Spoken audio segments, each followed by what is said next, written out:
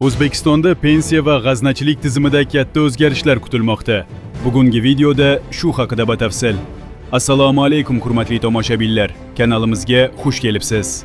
O'zbekiston va jahonda sodir bo'layotgan eng so'nggi va rasmiy xabarlardan birinchilardan bo'lib xabardor bo'lishni istasangiz, video ostidagi like va obuna tugmachalarini bosishni unutmang.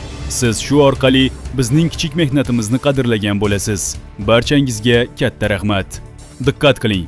Prezident farmoniga muvofiq kelgusi yildan boshlab pensiya jamg'armasi va g'aznachilik xizmati qo'mitasining tuman va shahar bo'limlari bosqichma-bosqich tugatiladi.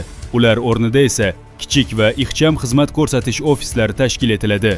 Bu qaror raqamlashtirish jarayonlari bilan bog'liq bo'lib, so'nggi yillarda ushbu sohada xodimlar soni sezilarli darajada qisqartirilgan.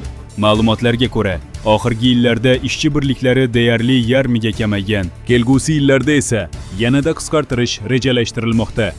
Shu bilan birga, mamlakatda raqamli g'azna tizimi ishga tushiriladi.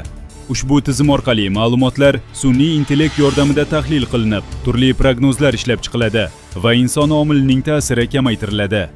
Yana bir yangilik: moliyaviy operatsiyalar va davlat xaridlarida xavflarni avtomatik aniqlash tizimlari joriy etiladi. Shuningdek, xalqaro to'lovlar SWIFT orqali amalga oshiriladi. Pensiya sohasida ham yangilik bor. Yaqin vaqt ichida Mening pensiyam onlayn xizmati ishga tushirilib, fuqarolar o'z ish staji va maoshiga qarab, kelgusida oladigan pensiya miqdorini oldindan ko'rish imkoniga ega bo'ladi. Umuman olganda, barcha pensiya xizmatlari bosqichma-bosqich elektron va interaktiv shaklga o'tkazilishi rejalashtirilmoqda. Hurmatli tomoshabinlar, kanalimiz tezroq rivojlanishi uchun iltimos, videoga like bosib, kanalimizga obuna bo'ling.